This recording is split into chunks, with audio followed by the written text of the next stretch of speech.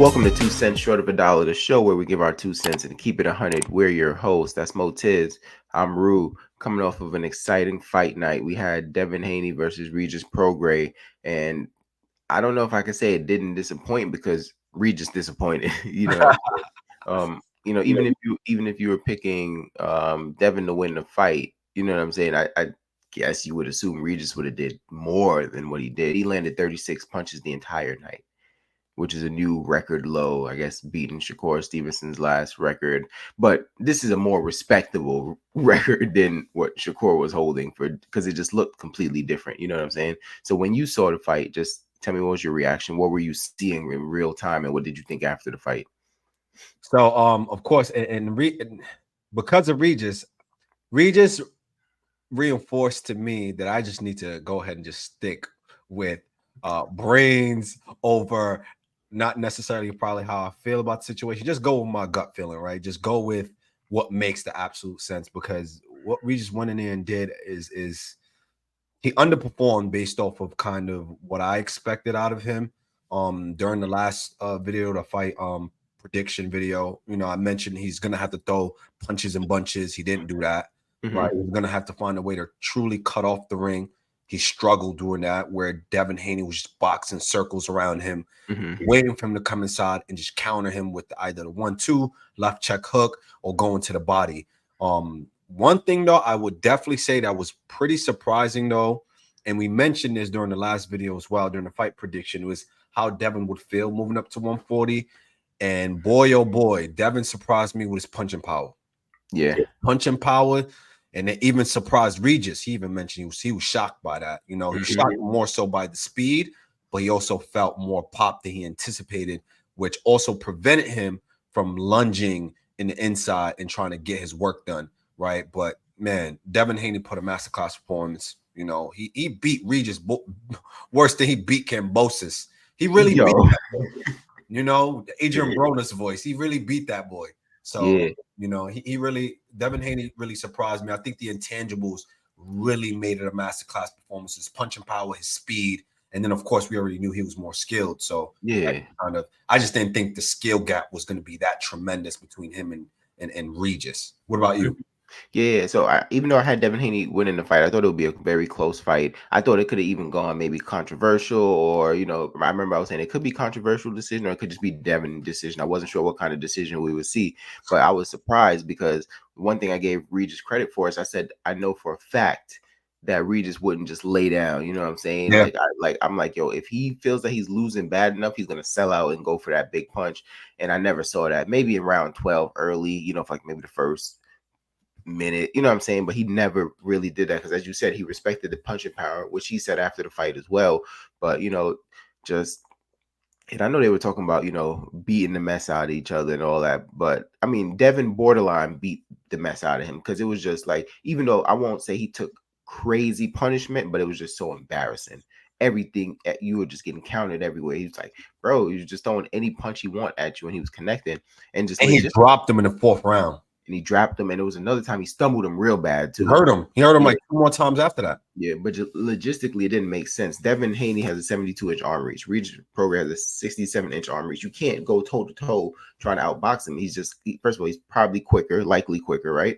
And he definitely has longer arms. So it's like you're not the better, technical boxer. So that just didn't make sense. So you had to do something to make it ugly. And I think I was telling you, like, man, you got to really give Sean Porter all the credit in the world, because no matter who the opponent was, he was always able to get in, make the fight ugly, and make the fight look the way he wanted to, even if he didn't get the desirable outcome. Like, man, that's a skill to always be able to do that. Regis could not, and in the Zarria fight, he couldn't cut off the ring, and I thought it was just because Zarria had some pop, you know what I'm saying? And Zarria was running a lot, but he had some pop. Devin was not running. This wasn't like Shakur's last fight. Devin was strategically moving around, moving to the right. He was taking away the left hand.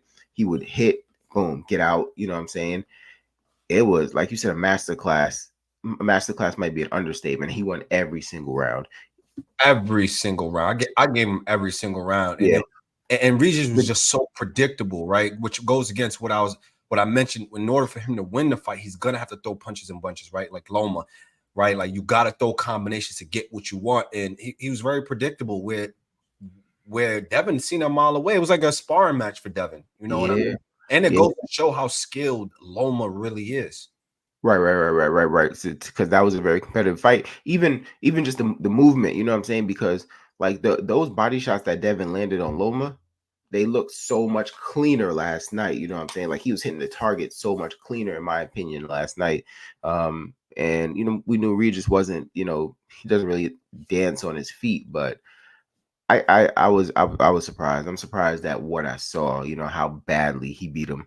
And like I said, I thought Regis had that dog in him where he's gonna be like, all right, you know what? But I'm gonna just walk you down right now because I'm losing and I'm gonna try to get some shots off on you. It's like, nah, he wouldn't do that, So that's a shocker for me. It's a shocker. Yeah. Um, I guess. So from here, where do you think both fighters go from here? I know Regis mentioned that eventually he want to go into the UFC. So, but he says before he does that, he wants to be a 3-time world champion, and it makes sense, right? Because during like the documentary that they have for DAZN, he mentioned that he always is a UFC fan. He said he always wanted to fight in the UFC, and the build up towards the Devin Haney fight. So him making that announcement wasn't really like a shocker, at least to me, because it was kind of like he is a UFC fan, right? So, but he wants to be a 3-time. And one thing I will tell him, just don't go to Matias way. Do not go Matias way if you want to be a 3-time world champion. Try to get the winner of aim for Rolly, or if Ryan fights Rolly, try to get the winner of that fight. See what happens there. With Devin, hard to say, right? Because his father, for some reason, they're really aiming to be a 3-time weight champ, 3-division champion, essentially. And they kept mentioning 147, 147. So that might be an opportunity for them. They may go up to 147, take a fight there potentially. Because at 140, I think that if you want to make the best fights, try to make a fight with Teofimo, try to make a fight with Matias, the most dangerous fighter at 140, right? There's definitely fights to be made at 140 pounds, right? It's just a matter of just what they're trying to do at this point. Yeah. So for Regis, I really don't know where he goes from here because I don't see how he becomes a 3-division world champion. I know you said don't go them at not 3-division, but 3-time world champion. We all at 140.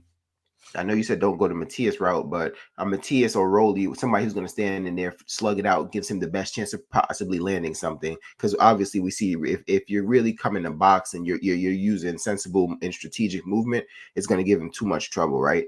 So he would have to hopefully fight someone who's there and just hope that, hey, my power is better than your power. You know what I'm saying? Like that would be the only chance that he has to reclaim a belt.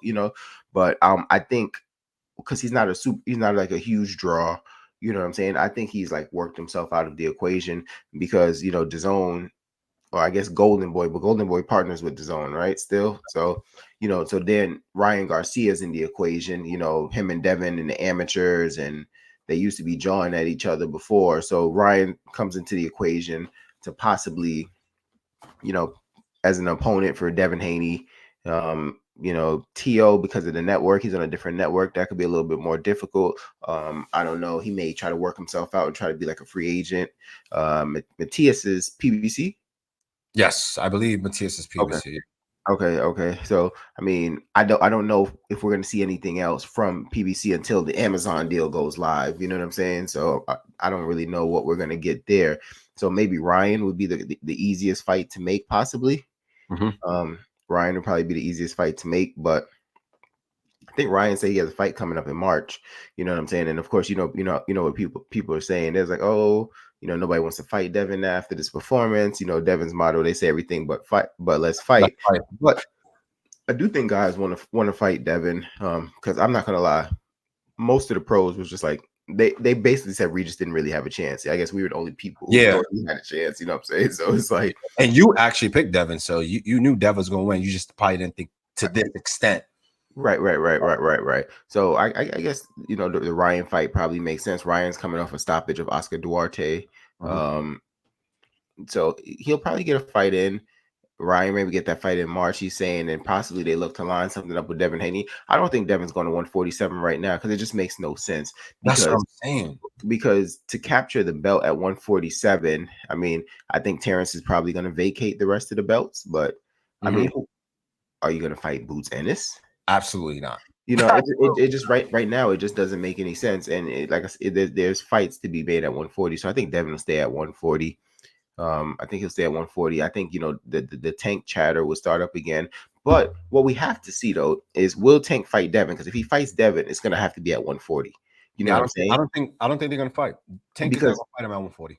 I don't think because if Tank goes and fight Devin at 140, then it looks horrible not fighting Ryan at 140. You know what I'm saying? Yeah, but we all know Tank is not gonna fight him at 140. I think Yeah, Coach Calvin even mentioned it, like he's Tank is the face according to Coach Calvin. If he wants to fight Tank, he's gonna have to go down and fight Tank, and Tank is yeah, the ace. And I think what Devin Haney and his camp is doing right is they're building up their resume, but I think they're gonna be like, hey, this is what we deserve, and I think the negotiations are gonna fall apart. And I think the weight is probably the biggest issue. yeah. I think Which, that's the biggest issue. which is sad because Tank's gone up to 140. He fought Mario Barrios, right? I don't recall what he said after the fight. I don't know if he said he felt horrible at the weight. I don't know because he hasn't gone back since, right? Yeah, But it's just gonna be where the fights are. Because at 135, you could fight Shakur, you could fight Loma. Hopefully, those gonna happen quickly. But Tank is what, 28, 29, so he still got his 30s. Like you're gonna stay at 135. Like, what are you gonna do? Are you gonna wait for Inoue to eventually make his way to 135? You know what I'm saying? yeah. So Or do a catch weight, but I don't see Devin Haney trying to do a catch weight. yeah, But he won't need it. He was undisputed at 135. He now has a belt at 140. He's probably going to try to unify at least a couple more belts at 140. A catchweight just wouldn't make sense. yeah, Yeah. I But agree. I will say this though, there wasn't a lot of people tweeting last night after Devin's performance. You know what I'm saying? Or if they were, I missed it. I didn't really see To. I didn't really see Shakur or Tank. So I think there wasn't really anything to say. There was no, you couldn't say, oh yeah, pillow puncher. You couldn't say boring. You really couldn't say anything. You know what I'm saying? So props to Devin Haney on the performance last night. He went out and he took that.